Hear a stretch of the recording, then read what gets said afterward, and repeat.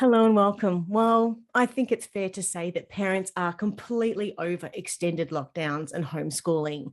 And as we start to emerge out of this phase of time, thank goodness, I think it's really important for us to reflect, what has this time taught us?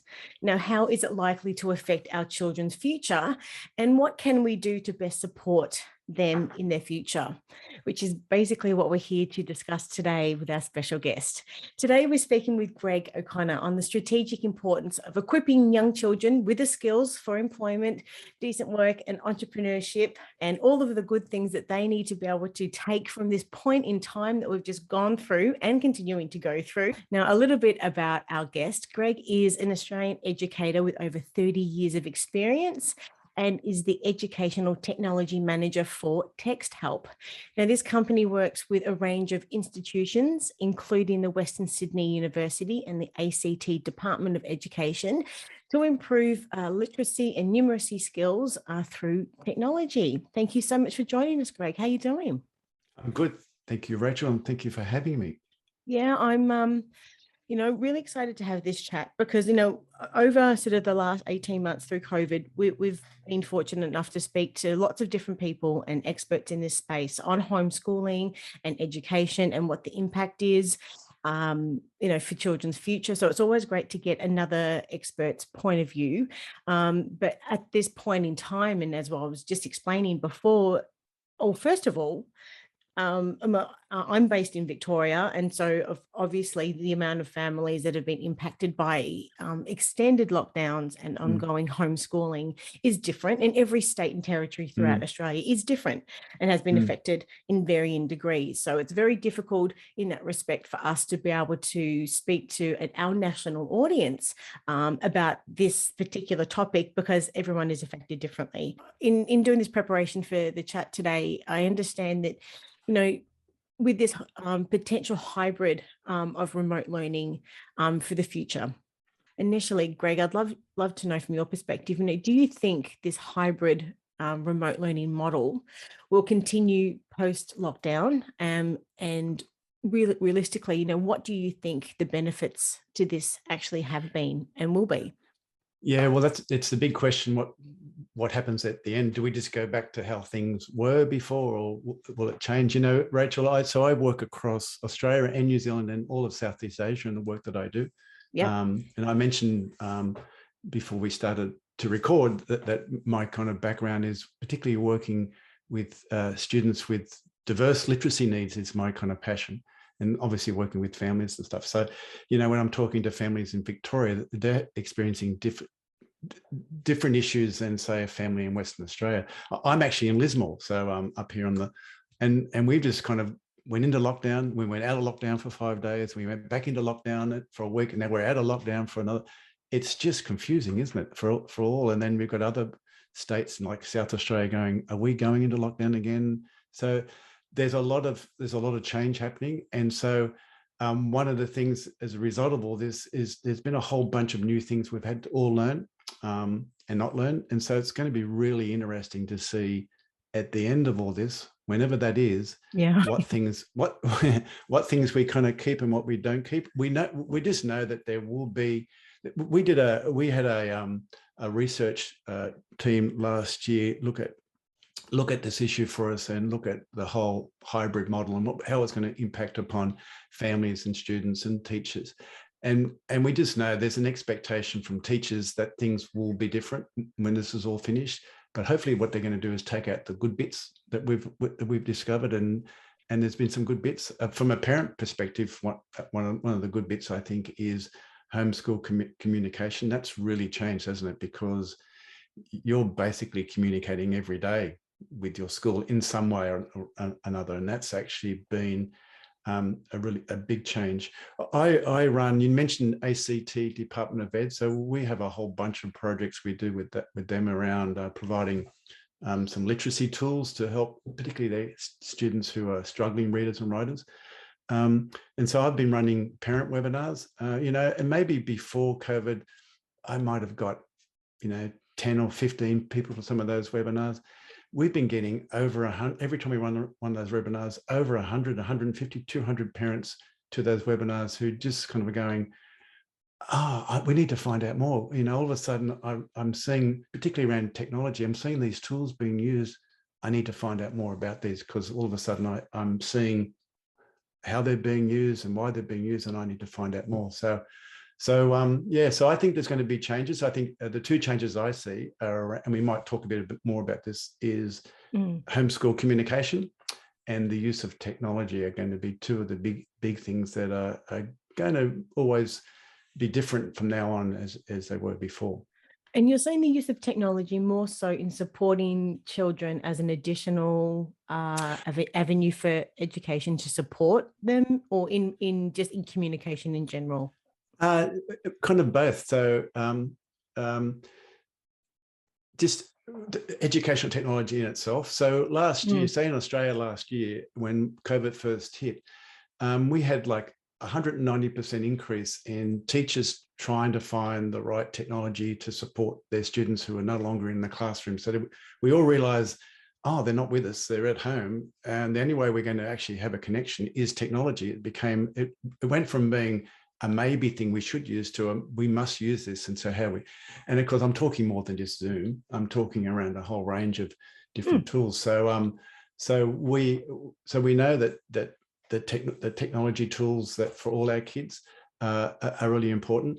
One of the things that, if just talking to parents here, is to say that there has this been increase in technology. And I know for some parents, it's kind of going, oh my goodness, I can hardly operate my iPhone, let alone work out what's happening on the screen. So I think it's important to realize that when this technology is appearing in your home via your kids when they're on their laptops or whatever they're doing, you don't need to be a Jedi. You don't need to all of a sudden have all these tech skills. It's not what it's actually. You need to understand what the technology is. You need to understand why it's being used, but you don't actually need to be an expert with that technology at all. But you do need to take an interest and understand why it's being used and how it's being used. So we have there's a tool, for instance, that we use called Read and Write, which is a literacy support, for kids who struggle with reading and writing. And so it's become really people are using it more and more in our online and remote learning kind of phase. And I've actually was talking to a dad the other day, and he said, I didn't realize my son used this tool at school, and that because he's at home, I go, what are you using? And he showed me, and the dad, took an interest, but he also went, wow, I could use that too. And so was the side benefit of it is some of the tools, some of these ed tech stuff that your students are using, you actually might be able to use yourself. So just my suggestion is take an interest in it, and just understand how it's being used, and you might even be surprised how easy it is to use from when you were at school, when maybe technology wasn't a thing, or was really it was really a thing that happened. I don't know. I'm old enough to remember that technology used to happen in a special room Yes, it did. Yes, at my school there was a computer room, and I remember there was certain there was just certain people that were always in there. But the game that they used to play was Finding Carmen San Diego or something like that. That's right. That's right. That's right. So whereas now, it's really important to realize. I often use the term. So at school they talk about ICT. You hear that term ICT, and for me, what that actually stands for is it can't teach. So the technology itself doesn't teach kids. It's actually how the teacher uses the technology in the kids and what parts of it that they use. But for some students, for some kids, and the kids that I have an interest in and work a lot with, is sometimes that technology removes lots of barriers for them around literacy, for instance. And so it's important that they have access to it. How do you mean removes the barriers? What do you mean? Well, an example of that might be, you've got, so at school, my son's at school and he's reading some stuff and he can't read something on a handout, for instance, or it might be some information. So he can ask the teacher, he could ask the teacher's aide, he could even ask another student to maybe help read that. He's at home, he doesn't have that support. You're busy, I'm dad, I'm over here cooking tonight's meal, or I'm actually trying to fix something, or we're doing whatever I'm doing. I'm looking after our youngest one over here. I actually might not even have time to read that for my son. But the cool thing is there's this technology that when whatever he wants to read comes up on the screen, the actual technology will read it back to him, and will read it back to him when he wants, how often he wants. So just having that kind of tool means understanding that that's there. I don't actually have to go and read for him, but I can be there and talk to him when he says to me, Dad, I just had this read to me. Can you tell me what that word means? Or can you explain a bit more about that? And that's when I can provide support. So that's often they talk about, as parents, we don't need to be the sage on the stage. We need to be the guide on the side. There's a little throwaway line for you. And it's about, as a parent, just being there to help your child navigate all this. The other thing that's important there is when you do that, when you give them those kind of tools and those and they're using those tools, you give them, in education, it's a buzzword we call, it's called agency. But what it actually means, it's actually letting your kids have some control over the process. And so, that reading bit, I can actually have that read back to me whenever I need. I don't have to wait for someone else to come and read it to me. And so that's just one example of how the technology at home can help. And that's when the dad I was talking to before realized, he went, oh my goodness, I have a literacy, I'm struggling to read all this stuff. I didn't realize that the computer could read it back to me. That's awesome. I'm going to read all my emails now, and I'm going to read, all this other stuff. So yeah, that's just one example. Yeah, I think education tech has definitely come a very long way in the last sort of 5 to 10 years, and definitely accelerated during this COVID era of our lives. And I think one of the great advantages is that children are so like the digital natives in that respect, and that they don't really know life and or remember much of it before the invention of the smartphone or a screen. So technology is a real natural interface of learning for so many of them as well. And it's been said that you've stated that we all need to work together to integrate educational technology into family and school life to ensure that children and Australian students are, I guess sort of across this, because not all children, I think there is probably greater disparity, in different demographics and those types of things as well. So, I mean, from your perspective, what I'm hearing is a lot of the programs that you work with, I'd love to understand, you think, how do you think this time has potentially sort of widened the gap between different sort of social demographics of children, and how can, technology in the right way help support children, because because it's not just for now. We need to understand how important all of these skills are to help children succeed in their future workplace. In the future, technology is technology. Technology is not technology if it was invented before you were born, and so that's another common saying. So, which means if in your life there's always been an iPad or an smartphone, or you don't think it's unusual, whereas you and I think, wow, remember when there wasn't an iPhone? Remember those days when you actually have to use a landline? So for lots of kids, there's an expectation that there will be that tech will be there, but what we need to do is understand that it's an ever-evolving thing too, and that we can't predict the future. So the future is kind of unknowable, really. But all we can do is give our kids the skills they need to be ready for whatever they encounter. And obviously, technology is going to be a role in all our lives.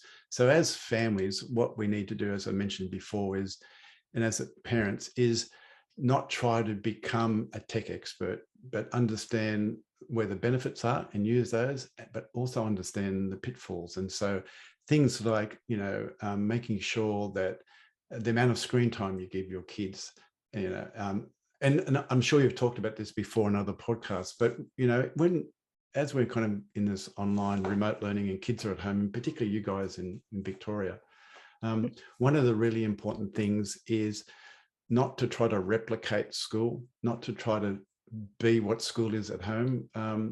And so what the important thing is to maintain where you can the routines of home and embed the school stuff that happens within those routines, and technology will help with that. So an example I gave before was, using tools like Read and Write, which is a literacy tool, to actually help kids who need stuff read or need support when they're writing, or need to understand what a word means.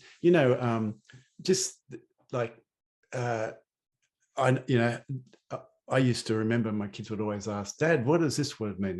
And they just would presume you were the Encyclopedia Britannica and you could just bring it all up. But there's lots of tools that we've got now that information is just available, and you can't know everything there is to know as a parent anymore. I was mentioning to you before how there was back in the 1980s, they were looking at the future, and they were kind of saying, what do we need to know? And they kind of, looking back, they realized that everything we know, the sum of the world's knowledge, kind of every century would kind of double. So, every century would a bit more, and you could kind of keep up. But in the 1900s, that became every 25 years, the world's knowledge doubled. And at the moment, they're kind of saying that every 12 hours, knowledge is doubling. Now, you just can't know everything anymore. And so it's about kind of helping your kids use those tools that are available to them to actually get what they need, and then being the person who helps them filter that out, being the person to understand it. And that's going to be a skill that they'll need forever. Now, just coming back, Rachel, to the problem we have is the digital divide, and it's not generational. Like my mum, who's 92, she's all over Facebook, and she's a bit of a Jedi when it comes to for a while there, she used to provide tech support groups for her View Club ladies. That's fine, but then you'll have a 14-year-old who's really not tech savvy. So technology is not you really can't say younger people are better than older people. It's actually socioeconomic, and my big concern is that is where we have families who don't have access to the right technology, or the internet. And the internet, it might be economically, but also geographically. What do you do if you're out somewhere where you just don't get good Wi-Fi and all that kind of stuff? That's the problem that we have, which is we can't resolve. But looking to the future, it is understanding that technology is here. It's an inevitable thing, and it's maybe a little bit dangerous. The way you deal with it is you don't run away and try to hide from it. You actually meet it face on and work out, how am I going to use this, and how am I going to support my kids to use this? Because I know in the future they're going to need to use all these tools as they progress through their life after school. I think it should be comforting for a lot of parents, because no doubt a lot of parents are probably feeling that their children have missed out on education, face-to-face learning in the classroom during sort of the pandemic, but that there are these educational technology apps and businesses such as Texthelp that are out there to be able to help support. So, I mean, in that respect, and I guess as a question leading on from this, how do parents know, I guess, the right tools to be able to help their children? Is there a right or wrong answer to that? Or I don't know, because I mean, where do you start? Yeah. Where do you start? Well, there is no right or wrong answer to it. I mean, you start with your school. So there's a school partnership. Whatever technology is being used, it needs to be 24/7. It needs to be at school, but also available at home. So what we know has happened is that it's all in what we call the cloud. It's all online, and so the tools that kids need just don't happen. You talked about going to a special computer room to access whatever tool. Those tools now are online, so I can actually come home from school, log onto my laptop, and there's the same tool. I don't have to be on a particular computer. So it's so the important thing there is that communication between school and home to actually talk about what technology is best. How do we use that? I think that part of that is there's no one size fits all as well. So there's, I think we all realize as educators, that time when we all sat in rows in the classroom and we just all got taught the same thing at the same speed. Yep. that's gone. And so students, kids can actually, the great thing about educational technology is it can be different kids can use it in different ways, and different teachers will use it with different kids At in their own different ways, speed. Yeah. at their own speed. And that's and I think when I work with mums and dads, and we kind of talk this through, and we talk about, you don't have to be a Jedi, you don't have to understand actually how, you just need to understand why it's being used, that your kids are comfortable in this environment. You almost see their shoulders go, okay, great. I'm not the expert here, but I'm here to help my kids actually navigate all this stuff. The other thing that I think is really important is the idea that is back to that one size fits all, is make sure that when you're using all this stuff at home, and some of us are over it, no doubt, but that you don't replicate school, that you actually make sure that there's a routine, there's schedules, and technology can help with that, because you've got reminders and you've got online calendars, all that kind of stuff. But also there's time away from the screen as well, that you're not going to, there is time for fun and play. That some of the things you do, like for instance, they might be doing maths at home for part of their schoolwork, and they're doing counting. Well, don't do it on the screen. Walk away from the screen and do the counting when you're preparing the meal, and counting out how many carrots you're going to cook. I mean, embedding all that schoolwork actually in the natural flow of the home is really important. Yeah. And it becomes more real then as well. And being away from the screen sometimes is a good idea as well. Because I don't know about you, Rachel, but I'm spending more and more time in front of a Zoom meeting than I We used are to. right now. Oh, we are not, right? Sorry, we are at the moment. So. Well, I just wanted to acknowledge, of course, instead of just before we wrap up, that we published your article, and the title is Learning to Learn During Lockdown. So just in brief, for someone who hasn't read that article yet, could you please tell us a little bit about what it's about and what inspired you to write it? Because I know in your article you share homeschooling tips for parents. To ensure that they're, I guess, setting clear boundaries, and not just that, but then, for them to show children what's expected of them rather than just telling them. So if you could just expand on that just briefly, that would be great. I guess the article came out of the work that I do, work across Australia and New Zealand. Obviously, this is the same issue and beyond, is that lots of families were and still are kind of going, what do we do here? And so the article is really about, don't replicate. You're not a classroom.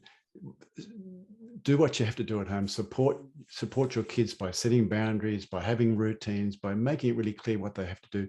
Make sure that you maintain that homeschool relationship with your teacher, and that really the teacher's there as the teacher. You're there as this guide, but at the same time understand that really technology is important. And it actually will help you in lots of ways. You just have to understand it and recognize those bits and get to know some of it. It might take a bit of time initially, but you might be surprised that some of the technology that you've discovered, you might even find useful yourself. And in the long term, it's going to be with us forever. So let's get on and check it out and make sure we're setting our kids up. Can I just end by saying too that there's lots of conflicting discussion there. Have kids lost learning? How much learning have they lost? Are they right behind that?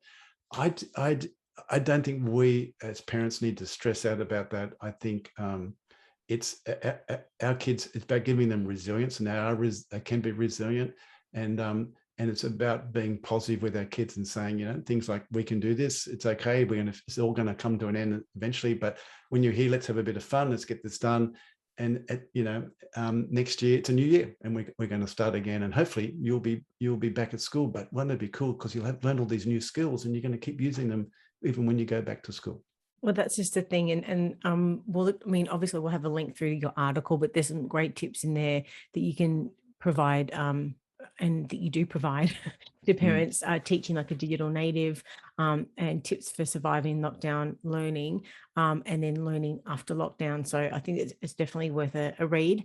And you've really shared some brilliant perspectives, and tips and helpful advice for us today? I guess if you were to summarize, I guess your key messages for anyone watching and listening today, and your main takeaway from the chat, what would it be, Greg? My main takeaway from the chat is that I guess it is around, at the end of the day, it's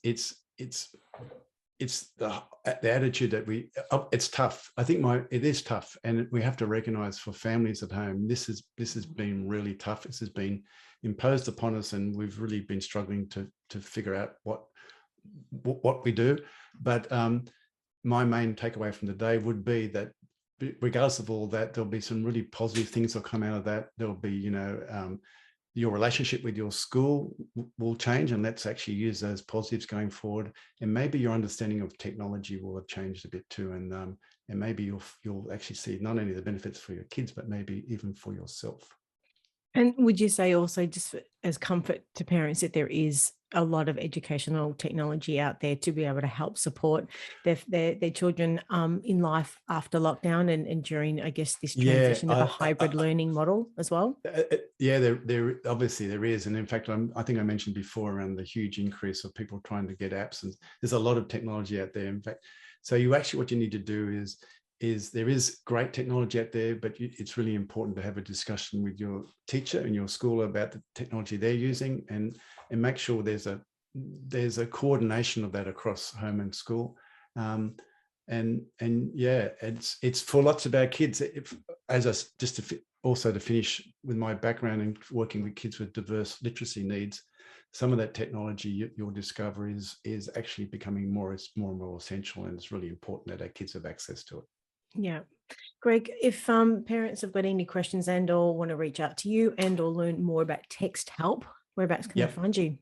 So they can actually go to our website, which is www.texthelp.com, or they can send, well, they're actually there. It's easiest to go there because there they'll get our email address and our phone number. And I guess in the article, I don't know whether there was a link directly to me there, but I'm happy to put up on the website, or with this podcast, I'm happy to provide my email address if anyone wants to contact me directly. Awesome. Thank you. Or they'll find me at the hairdresser this afternoon, finally getting a haircut after all these months of being in lockdown. Down here in Melbourne, we have to wait a little bit more time to actually get our hair. Okay, yeah. Well, I look forward to you getting your haircut. You can see how long my hair is at the start of lockdown. It was never this long. Anyway, well, thank you, Greg. You take care, and in the meantime, just stay safe, and hope for a chat again in the future, in the not too distant future. Hopefully, I would love that, Rachel. Thank you very much. Thanks, Greg. Take care. Bye. Bye.